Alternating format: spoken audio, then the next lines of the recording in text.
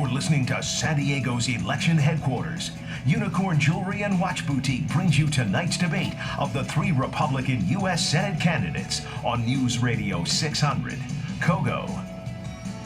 This is Carl DeMaio on News Radio 600 KOGO, and we are broadcasting live from the iHeart San Diego Auditorium at our studios. And joining me is Cliff Albert, the head of our news division. And this is our first 2016 election debate. We're focusing on the U.S. Senate race. Retiring U.S. Senator Barbara Boxer will be leaving office this year, thank goodness. And are joined by a studio audience that also agrees with that.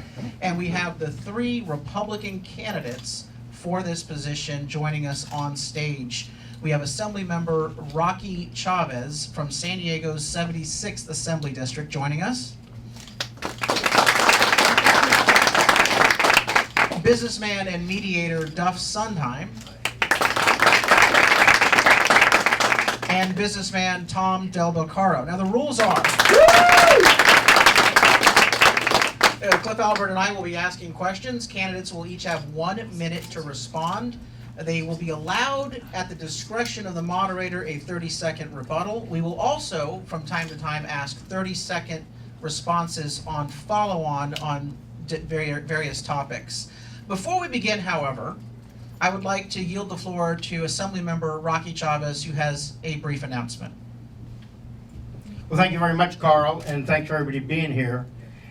As some of you know, we've been running around the state, all 3 of us, talking about Republican values in the state of California.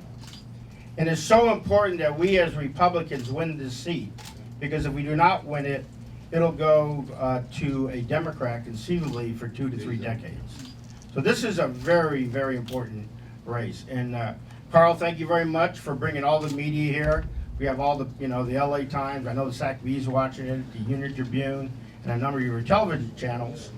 And what I would like to announce to you all is that as I've been going through the state and seeing that it's really not a red state or a blue state, it's a pragmatic state.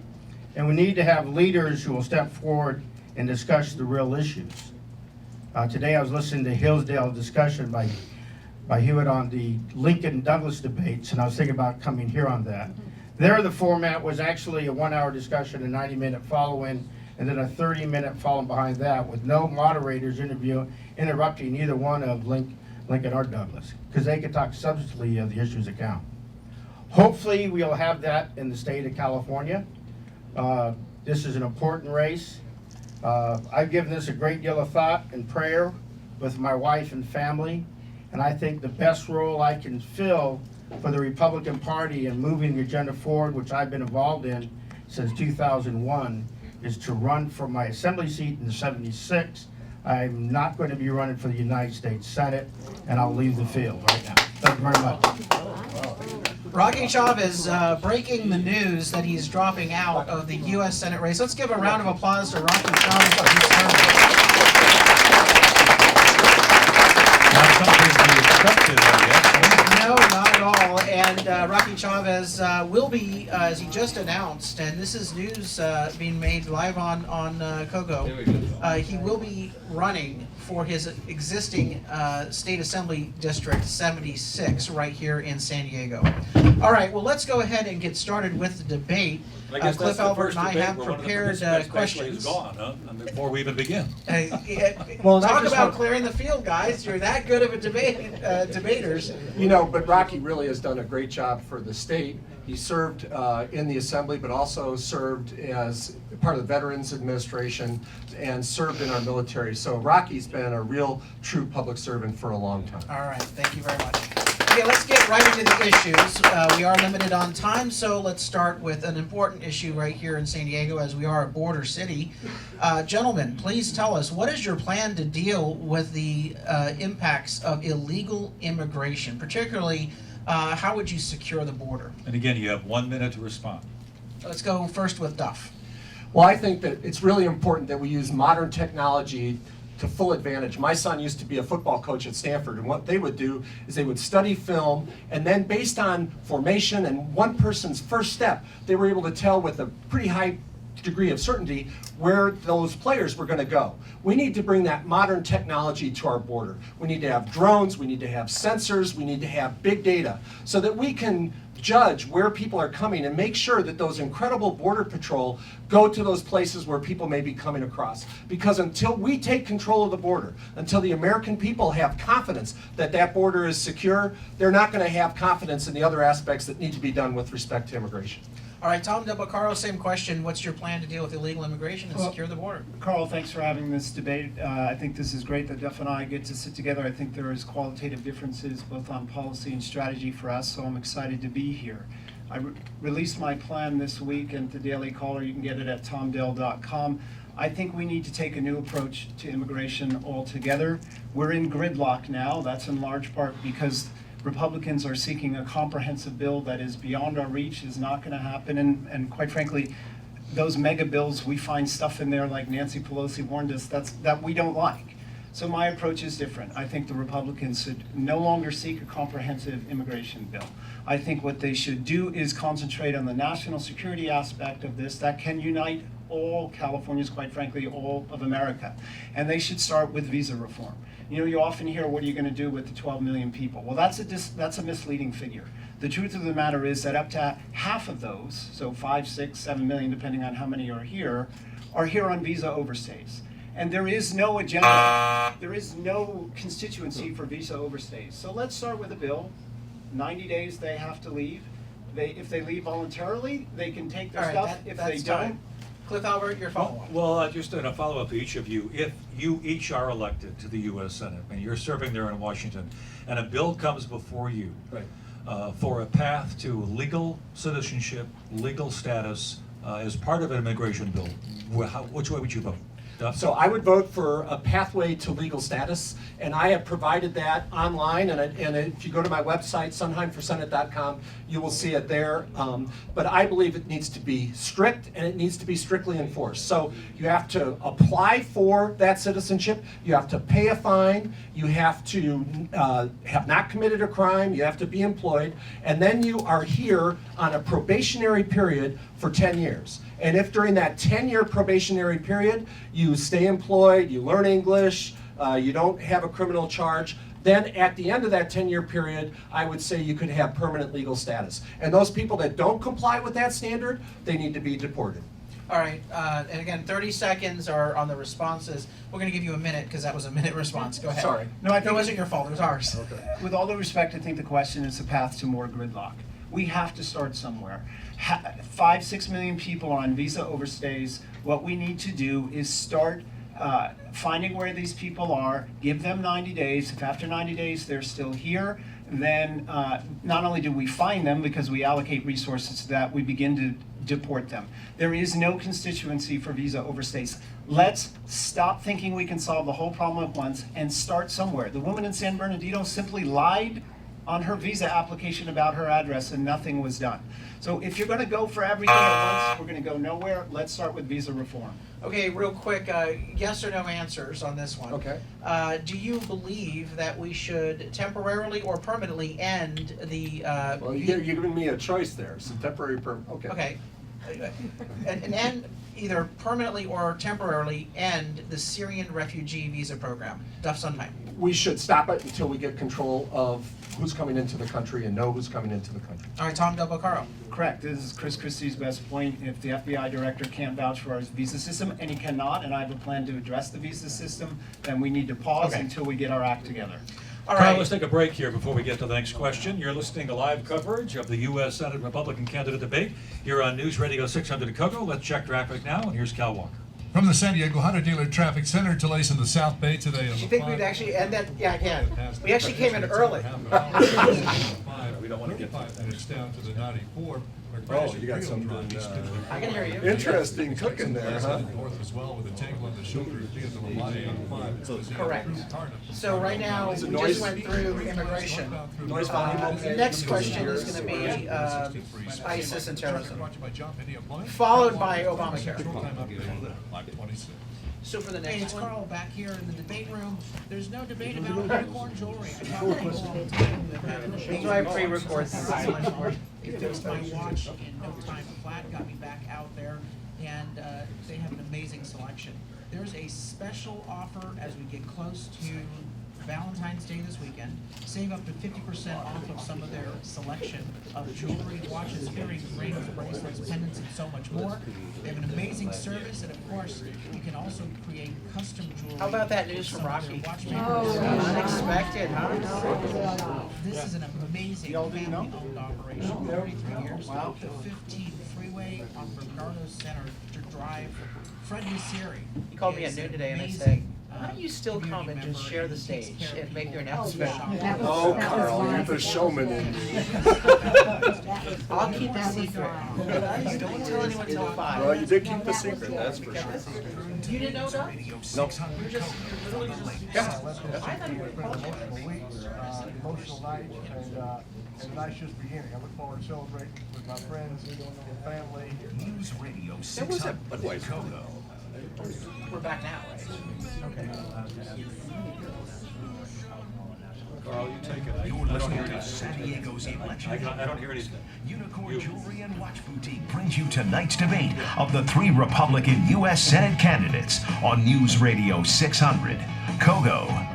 This is Carl DeMaio, joined by Cliff Albert of KOGO News, and this is our live U.S. Senate debate, and we basically have seen the field in the last 15 minutes whittle down from 3 to 2. We are joined by the 2 remaining individuals seeking this seat, Tom Del Beccaro, businessman, and Duff Sondheim, businessman and mediator. Right. And we're going to go on to the next question with Cliff Albert. All right, the next question we have for you, we're talking about the ISIS situation. Yes. And obviously, it's a situation that has come up on the presidential campaign trail, the terrible things that are going on. And all the presidential candidates have been asked how they would respond. And obviously, we live in a community filled with military personnel, men, women who have gone to battle, who have been deployed multiple times. And they're all wondering, what would you do as a U.S. Senate member if you have to decide what we are going to do in terms of battling and defeating ISIS, as the president himself has said? Let's go first to Tom. Well, I think, and this is part of a broader issue on changing our foreign policy. We must have moral clarity in our foreign policy and define our mission. So the first thing we need to do to soothe the fears of our allies and let our enemies know what's going on is we need to call it what it is. ISIS is Islamic terrorism. That's step number 1. Step number 2, we have to be more defined when we send people into battle. And step number 3, we also must realize that we should not be everywhere in the world at every time, because if you go to too many places, you lose that clarity. So unless a country is exporting its terror, we should not be going into that country militarily. We should have never participated in the destabilization of Libya. When it comes to ISIS, we obviously need to A, call it what it is, and then B, support our allies fighting in the region. It was reprehensible that it took 3 and 4 years to give the Kurds the materiel they requested. Jordan never should have run short on bullets. So we need to support our allies in the region, and then if it comes to it with more ground support, we should do that, but we should speak with moral clarity. Duff, Sondheim, what your plan would be? Well, first of all, with respect to ISIS and with respect to immigration, I believe America is still capable of the big thing. And I think whether it's at home or abroad, there's no substitute for American leadership. And when I look to our foreign policy, I think about the men and women that are serving. You know, you mentioned how heavy of a community that is here in San Diego. I remember going to a Purple Heart ceremony, my first Purple Heart ceremony, and a third of the people weren't there. And I went to a major, I said, Major, it's really bad that a third of the people can't even be here. And they go, oh no, sir, most of them are back with their units. They're incredible men and women. And that's our number one resource in our country. So I'm going to make sure that we have a very clear mission, a very clear objective before we put anybody in harm's way. And then I would look to Truman and what he did with Vandenberg. They had a 3-pronged strategy, long-term strategy. It was economic policy, it was political policy, and it was military. It was the Truman Doctrine, the Marshall Plan, and NATO. And that's the kind of combined effort I would bring to our U.S. policy. 30-second response on this one. Do you believe that we are at war with radicalized Islam? And we'll go first to Duff Sondheim. Yes. And Tom Del Beccaro. I do, but that doesn't mean we're at war with all countries across the globe that have a number of people that are Muslim. What we do have is a problem with a caliphate and its ability to export. And we need to be clear about that. We should speak with moral clarity. Natan Sharansky, when he was in the Soviet Gulag, said when Reagan called it the evil empire, he knew that we would be on the road to recovery and they'd be on the road to decline. We have to define our enemies and then have a defined response. Any follow-on, Cliff? Yeah, the bottom line for both of you I'd like to hear, though, is neither of you were very clear as to whether or not you would support ground troops, combat ground troops, to fight ISIS. And people listening to this program right now, men, women, their families, that's the question they want to know. So, and my answer was at the end was, yes, what you do initially is economic things. We can dry up their banking funds as best we can. We should have air attacks that are targeted to their source of money, the oil fields. We should support our allies in the region. And then as it becomes more clear what our mission is, additional troops will probably be necessary, and we should not be afraid to do that. You cannot ask others to do the work if you're not willing to do it as well.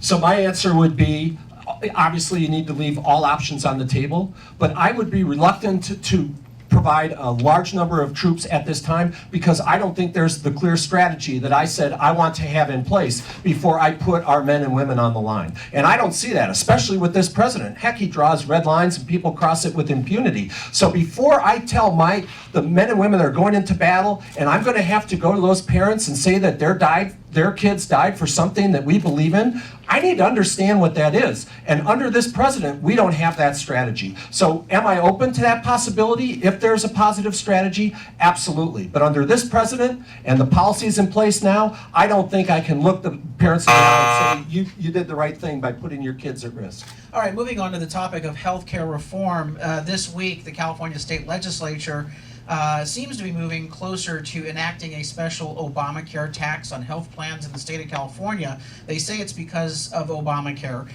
Question for both of you, should we repeal Obamacare? If so, what should we replace it with specifically? Let's go first to Tom Del Beccaro. Well, as you know, I've all along said that we shouldn't have gone the route of Obamacare, but we need to replace it. We shouldn't repeal it until actually we have a plan to deal with it. And there's two different ways you go. I'm a proponent of a flat tax. I don't like all of these 1, 2, 3 step taxes all over that muddy the waters and make it difficult for small business. I've been a small business attorney for 29 years. I see them every day and their problems. So with a flat tax, you would be, and portability, which means that you can take the deduction with you when it comes to healthcare. If that's the route you want to go, then you replace it with allowing insurers to sell across state lines. You can leave in place the 26 up to 26 years old. But what you must do is, again, put some market forces back into it, allow portability away from jobs so they're not stuck with a job or staying in a job and not being able to go forward with it. But what's key is that we have some market forces. Right now, nobody knows how much health costs, and we got to have accountability in that regard. All right, Duff Sondheim. Well, it's really interesting. No matter what the problem is, the professional political class has the same solution.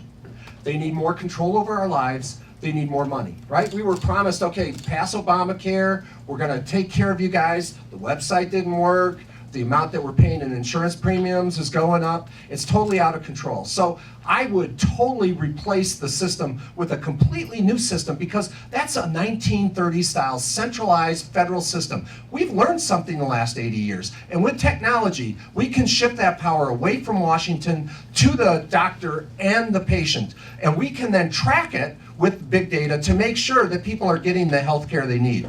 The big mistake that Obama made is that they treated health insurance and health care the same.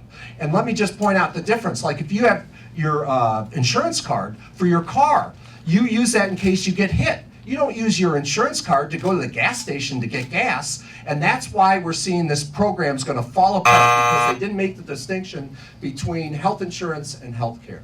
All right, a 30-second answer, yes, no would be preferred. In the state of California, Sacramento politicians have extended health insurance, taxpayer-funded health insurance, to illegal immigrants. Is that a proper policy? First, to Duff Sondheim. I think you have to deal with it in the bigger context. I would not. It's a state problem. I would not revoke it at this time. And Tom Del Picaro. We have But, provided. excuse me, but I just wasn't finished with that thought. But the concept is that we're talking about people that are in this country legally and people that are not here. And so my view is if you do not meet the standard to qualify for the permanent status, you will be leaving the country. So it's not a question of whether you would have access to the healthcare because you wouldn't be in the country in the first place because we would have said that you've overstayed your stay. And Tom? And this is a significant difference between us. We provide so many benefits that we've become a magnet state, and it is weighing on the system. So no, I would not have voted for a system that would provide those healthcare benefits because it invites more people across the border than we can even handle at this time. We have kids who can't even get into our state schools. We pay taxes their whole lives and they can't even get into the schools because their seats are taken. We can't get into hospitals and that kind of thing. So we've already provided too many magnet benefits. We need to reduce that, and we should repeal that right now. All right, we are providing a number of benefits to a bunch of constituencies, but where we're not doing a very good job is providing proper benefits to our veterans. As you know, the scandal that has rocked the VA, we've seen excuse after excuse from the administration, and of course Congress says, well, they're on the job, they're going to fix it. What specifically, because this is a big issue for San Diegans and of course for Californians who serve and their families, what specifically would you do to fix the broken system at the VA? Tom Del Picaro. Well, right off, we need to understand that we should be treating our veterans as well as anyone who lives in this country. Our freedom's dependent on that. And for people to come in, they need to know that. A, it is wrong that people can cross the border and get into any hospital they want, and a veteran cannot. So I laughed when Hillary said that we shouldn't voucherize the VA and turn it into Medicare. Well, you know what? Medicare is a voucher system. She said we shouldn't voucherize Medicare. It is. So we should immediately allow veterans the ability to go into private hospitals if they cannot get immediate service at a VA hospital. That's number one. Number two, we should begin to require the firing, not the giving bonuses to, the people within the current administration. What does that tell you? That we don't really think there's a problem here. There is a huge problem. So step one, you should allow them a voucher system to go to private hospitals. Step two, there should be some accountability. And step three, beyond that, we should begin to realize that government central healthcare can never work, and we need to and move to a system that allows for more private enterprise. Dov Sondheim? Yeah, I would essentially agree with Tom on those positions. The only thing that I would disagree or raise is that the Democrats knew that this was an issue in 2011. And they buried the issue because they thought it would be an embarrassment and make their political chances more difficult in 2012. I think it's absolutely outrageous that the people would use our veterans for their political advantage. So I think that's an absolute outrage. But having the ability to get rid of people that are incompetent and to give the veterans the ability to go where they need to get the care, those are two things that should be fundamental. Of all the number one responsibility of the federal government is to protect its people, and the number one people that are protecting us are the veterans. They should be our number one priority. Cliff One more Albert. question about health care, gentlemen, and it's been in the news a lot lately. The rising price of pharmaceutical products by the pharmaceutical companies. And there's been a lot of talk about possible price controls or other things that can be done. What would you do? What would you be willing to propose in Washington to fix this problem of rising costs of medical needs that people face? Well, the dirty little secret when they passed Obamacare is, pharma signed up for that because they basically brought effective health cost control into the system. So we need to get that out. We need to create competition. I mean, if you look at how much the drug companies charge here versus how much they charge elsewhere, it's dramatically different. And why? It's because the system is fixed, whether it's taxes, whether it's healthcare, the system is fixed for the insiders. And I'm going to go in there, and just like I've done with respect to governors, taking on Pelosi, I'm going to take on the drug companies in terms of making sure that there's more competition and get rid of that sweetheart deal that enabled them to basically set the prices for themselves. Tom? Yeah, the healthcare system has the least market forces, and it's up to 16% of the economy. And you have large corporations using the tax code and otherwise for corporate welfare to insulate themselves from that. Part of the problem, though, relates to the FDA and their onerous regulations about bringing new drugs to market. So we would need to see reform of the FDA, and then you need to get rid of corporate welfare, a reason why I support the flat tax, and introduce these market forces. But you have to do it with actual plans. The actual plan should be a review of FDA regulations and whether they are too long. And number two, you need to get away from their benefits within the tax code. I have an uncle who worked for Abbott, and they went overseas. In part, they did it for two reasons. Our tax code and the FDA, both of those can be reformed. All right, coming up next at 5:30, more of our debate with our U.S. Senate candidates, including their views on the economy, taxes, and college debt. That's on News Radio 600 KOGO. But first, traffic. News Radio 600 KOGO. Live, local, breaking. A lockdown in the South Bay on Maryland Highway. A teenager walking across the grounds of Sweetwater High with a gun today prompted a 45-minute campus lockdown, which ended when officers located the boy at a nearby home and arrested him. He was walking with someone else at the time. Classes were out, but about 400 kids were there for after-school programs. The lockdown was lifted after police found the boy at his house. Voters will be deciding whether the minimum wage in the city of San Diego will go up in January to $11.50 an hour. The wage hike was approved by the council 2 years ago, but opponents got enough signatures to force a public vote. Today, the council voted to put it on the ballot in June after hearing public testimony. Most of those who spoke were in favor of the increase, including David London. I am the proud co-owner of two businesses in Hillcrest, a bar and a restaurant, and we are strongly in favor of this proposition. Certainly strongly in favor of it being placed on the ballot for public consideration. We're proud to pay our employees more than the minimum wage. He says he believes workers do a much better job when they can support themselves without any financial assistance. A 37-year-old Crawford High School teacher accused of carrying on a 6-month sexual relationship with one of her male students pleaded not guilty to 11 felonies today. Tony Sutton, who had been out of custody, had her bail increased from $50,000 to $100,000 and was taken to jail. A bail review is set for Thursday. Domestic violence cases among teenagers is a growing problem in San Diego and across the country. And locally, the DA's office has partnered with the San Diego Chargers to raise awareness. Two players, outside linebacker Jerry Atauchu and kicker Josh Lambo, will be appearing in PSAs and a print campaign designed to start the conversation about the issue. It saw 73 teenage relationship abuse cases filed in San Diego alone last year. I think it's such an important platform to have as a professional athlete in this country, especially in the NFL. And it's such a great city like San Diego. You know, we have that platform to make a difference and to make an impact and to bring up issues and to talk about positive causes like the San Diego Domestic Violence Council. The NFL has dealt with the issue at the adult level several times recently, and Lambo said it was important for the league to support the community. If they have an issue to speak out against, the league does as well. The Chargers Park, Jack Cronin, KOGO News. The Chargers today announced the hiring of longtime San Diego civic leader Fred Mass as a special advisor for a prospective ballot measure for a stadium project. He used to be chairman and CEO of the Center City Development Corporation, the city's former downtown. His appointment could be seen as a preference by team officials for a downtown stadium.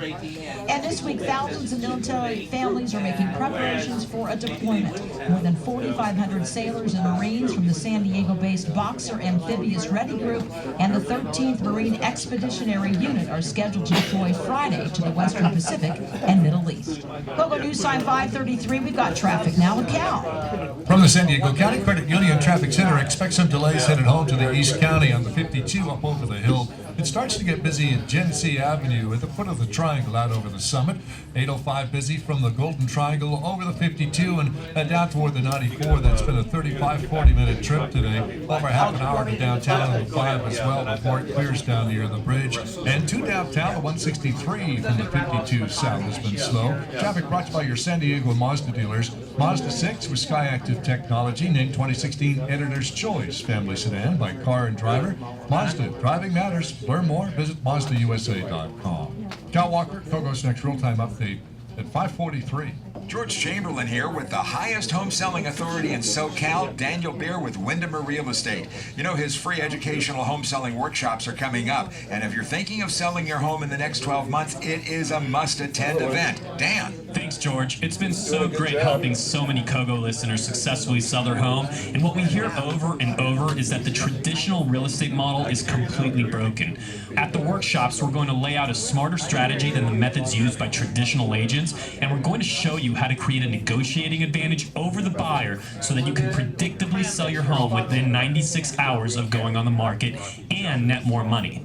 We're also going to cover home improvements and staging techniques to help you sell for up to 12% more. So if you've been disappointed in the lack of strategy with your past realtors, you're going to love what Dan shares at his workshops. Call 800-646-4977 or go to SanDiegoWorkshops.com to get your free workshop tickets. That's 800-646-4977.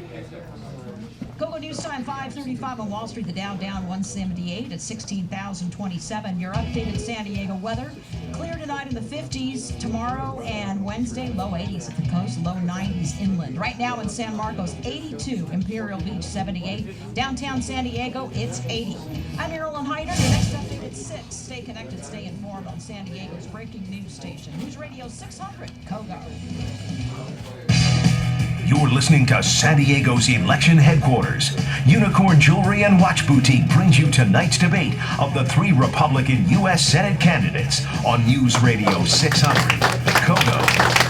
And this is Carl DeMaio on News Radio 600 KOGO, joined by Cliff Albert, our news director. And yes, the promo says 3 candidates, but one candidate at the beginning of this debate decided to drop out and run for his assembly seat. Assemblymember Rocky Chavez is no longer running for U.S. Senate, but we are joined by the 2 remaining Republican candidates, businessman and mediator Duff Sondheim and businessman Tom Del Beccaro. Let's get back to the economic issues. Before we broke, we had been mentioning the flat tax. Tom Del Beccaro, tell us about your philosophy on tax reform. You know, this is a major issue. Are we a country of entrepreneurs, or as Bernie Sanders would have it? I've been a proponent of a flat tax really for 3 decades. And I'm pleased tonight to be sitting here, the only U.S. Senate candidate in America with his own flat tax, to have Stephen Moore as an advisor, to have Art Laffer backing my flat tax, Larry Kudlow. And I am most pleased today to announce to you the support and endorsement of Steve Forbes of my candidacy and my flat tax.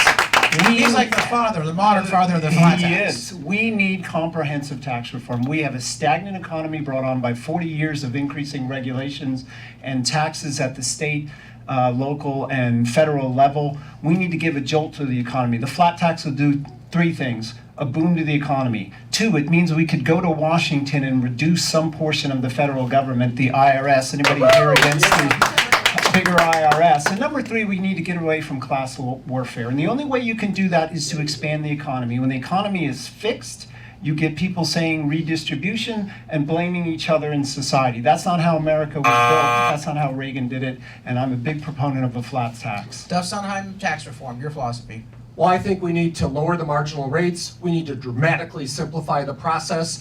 The IRS has way too much control. So I would tremendously simplify the process, especially for small businesses. They're paying a 35% marginal tax rate. The international companies are paying a very low tax rate, so I want to lower those marginal tax rates, get rid of all those goodies. But I studied the flat tax very carefully with the people that wrote it for President Reagan. I think the President Reagan tax cut was the greatest tax cut in our lifetime. And I asked John Cogan, who was in the Office of Management and Budget, why didn't you guys go with the flat tax? He said, Duff, we just couldn't figure out how to do it without devastating the middle class.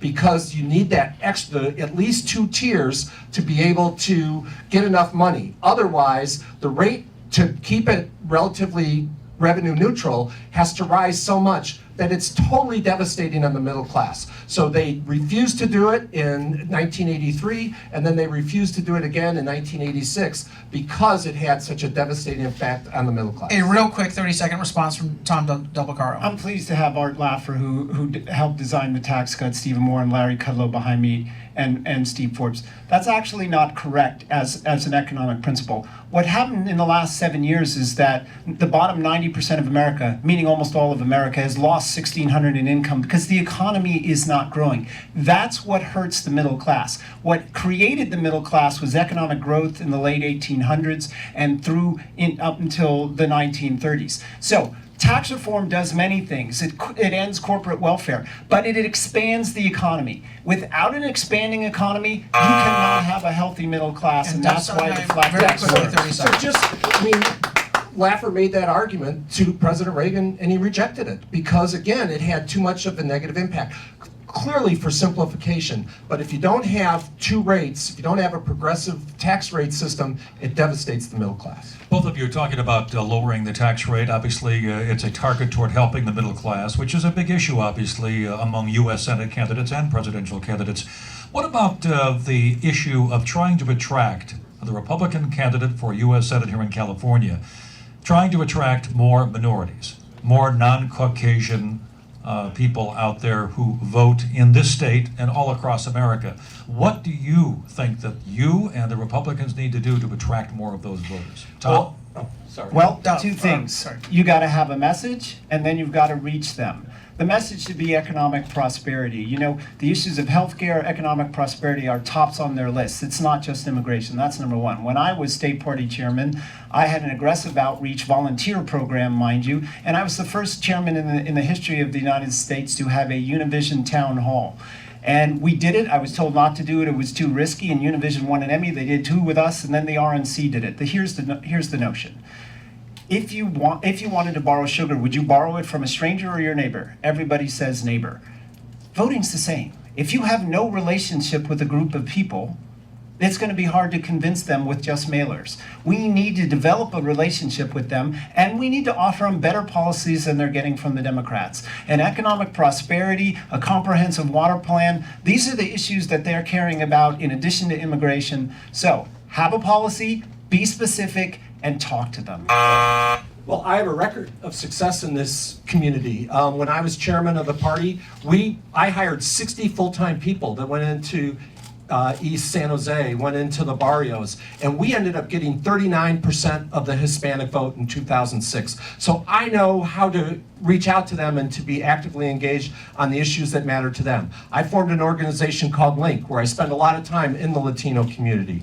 And I went to La Opinion, the largest Spanish language paper in the country, and I talked with the editorial board. And at the end of the meeting, they said, you know what, Duff? We haven't had a candidate from either party that has shown an understanding of the economics of what's going on in our community the way you did today. Would you be willing to write an op-ed twice a month for the balance of the campaign? So our message of hope and economic opportunity and education reform is being extremely well received in that community, and that will show up at the ballot box. Following on from what Cliff was asking about minority outreach, you know, in 2016, in the November election, the 18 to 29-year-old vote is going to be quite significant. Some college students are demanding free tuition and complete debt forgiveness for all college loans. Do you agree with them? And if not, what is your plan for affordable education? Let's go to Tom first. Well, first of all, we need to realize that when government overtakes a program, they usually mess it up, and we've effectively nationalized this. We need to pare back the program, and here's how you do it.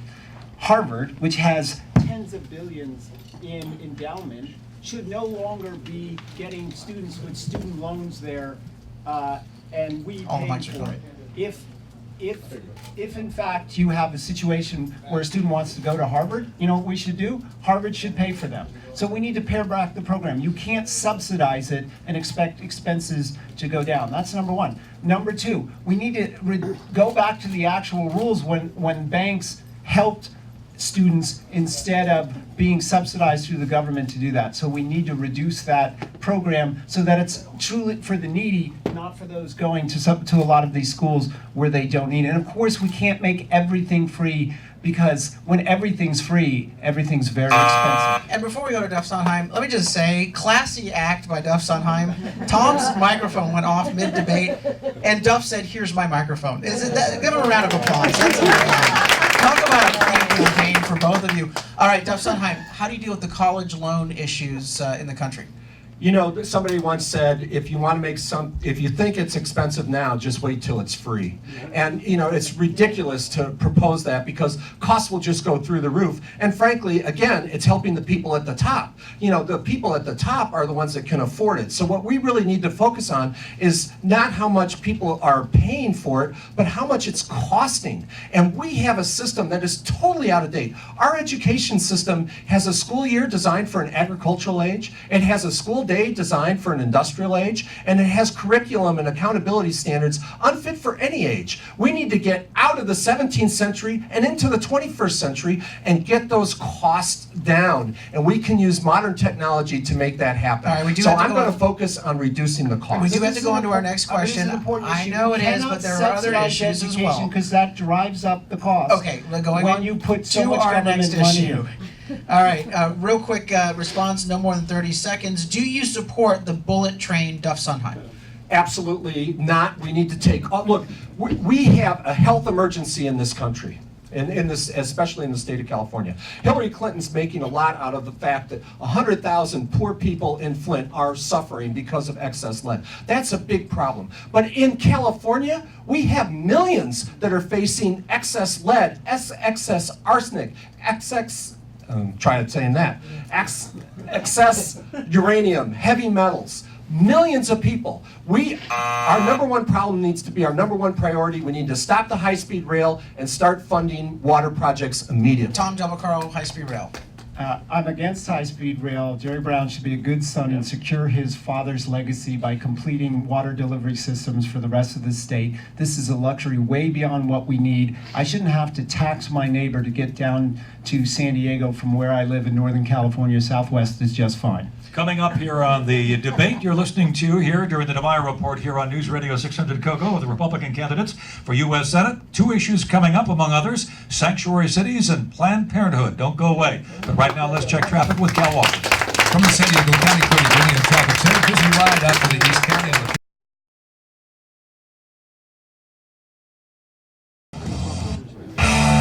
You're listening to San Diego's election headquarters.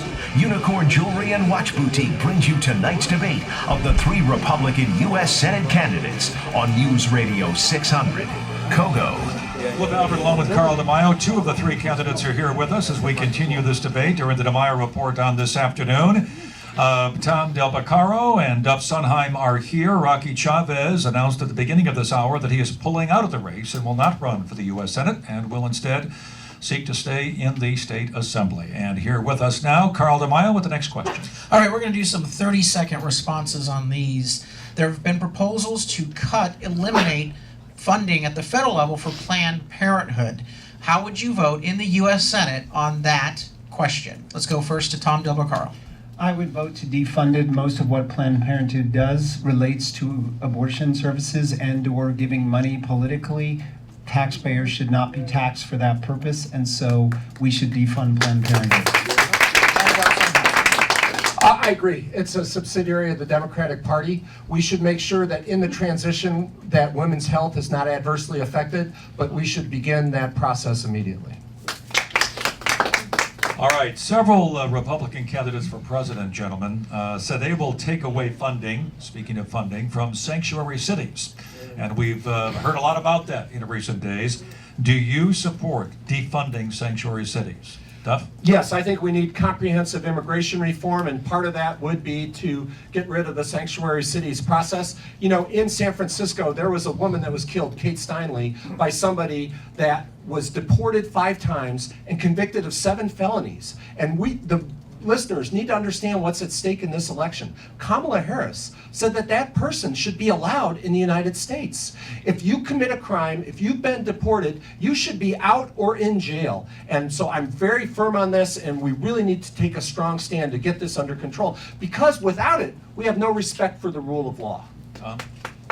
Yes, thank you. So, the immigration system is uniquely federal in the sense that there's federal laws that apply to this, and we cannot have a system where some states and some cities are following federal law or others not. That creates too many loopholes, results in a situation like we saw earlier. We should put an end to sanctuary cities in this country. But Tom, that's why we need comprehensive immigration Real reform. quick, no interruptions. We've got another topic here, That's very a- important. That's a path to gridlock. Okay, We okay, are never going to get a time's massive up on bill, that so one. let's start They each somewhere. Time's up on got, they each that got one. 12 Gentlemen. seconds there, right? Okay, so now we're moving on to the poor state of California's infrastructure. The roads are falling apart.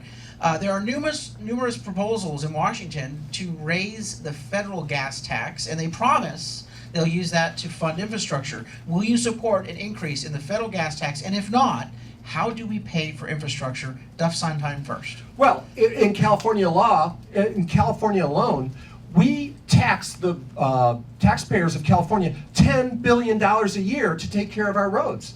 Only a fraction of that actually goes to roads. You have, walkways, you have bird sanctuaries, you have the high-speed rail.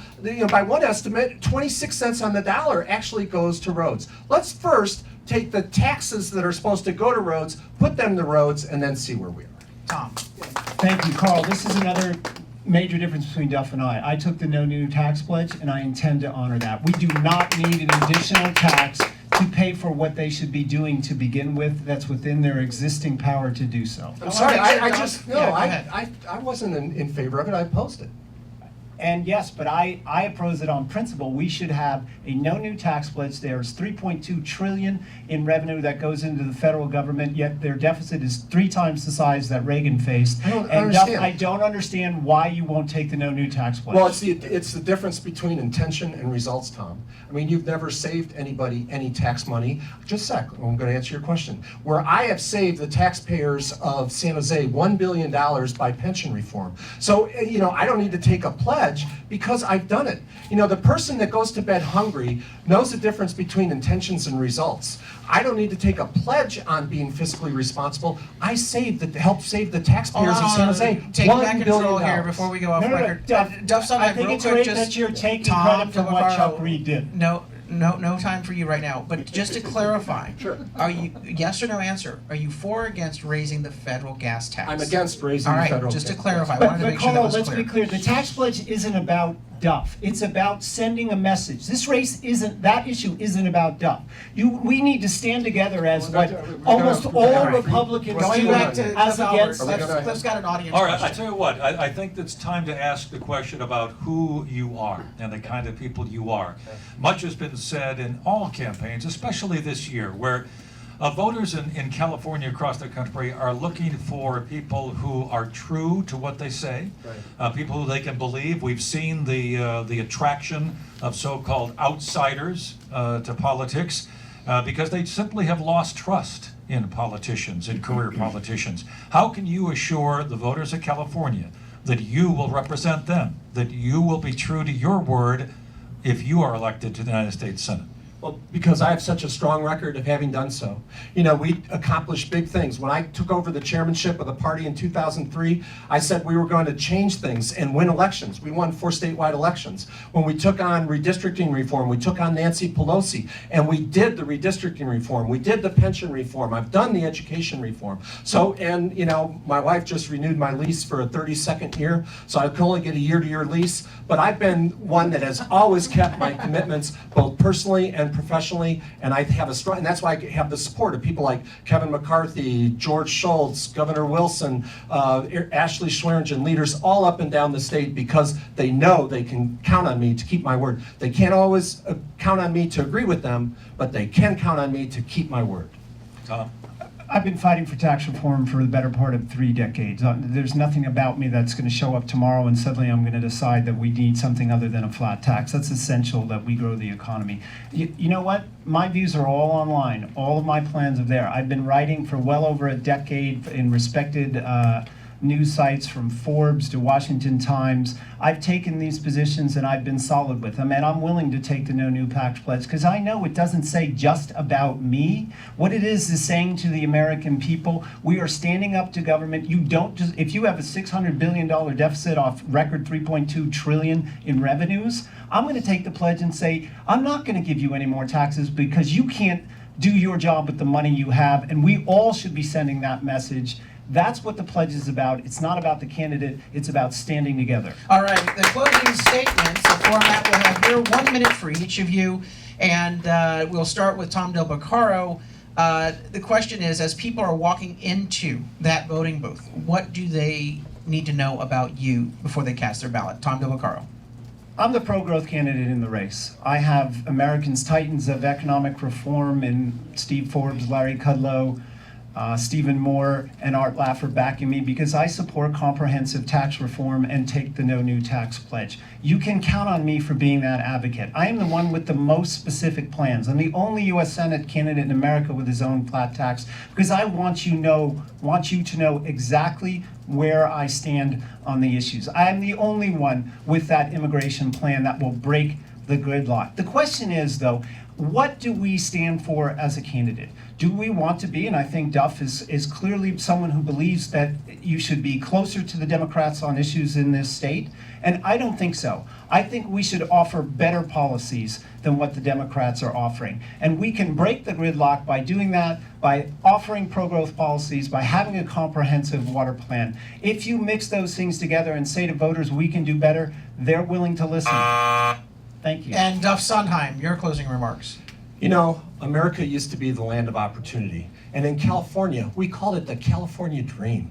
And it wasn't just for the Walt Disneys or the Steve Jobs. It was for people like my wife, Cheryl, who both parents died when she was a kid. She wasn't able to go to college till she was 50, but she ended up graduating Phi Beta Kappa and being all conference in tennis. Because in America, it wasn't where you came from, it was where you were headed. And whether you were 20, 30, or 50, you could achieve the dream that you had for you and your family. That's not the case anymore. You know, the fastest growing path to the middle class today? A government job. And I don't believe the answer lies in some bureaucrat's office 3,000 miles away. I believe our answers lie in the heart and the imagination of the American people. And I've worked and have a record of 30 years of making that happen. Not just talking about it, but actually doing it. And so I want you to join me in that effort because I have the record, I have the heart. And together, we can create a movement that will make a real difference, not only in our lives, but let America start dreaming again. Duff Sondheim and Tom DeLaCaro, your U.S. Senate candidates, thank you so much for joining us, and thank you for listening and watching the first KOGO debate of the 2016 cycle. Coming up next, the evening news, where we'll have post-debate analysis. Carl, thank you very much.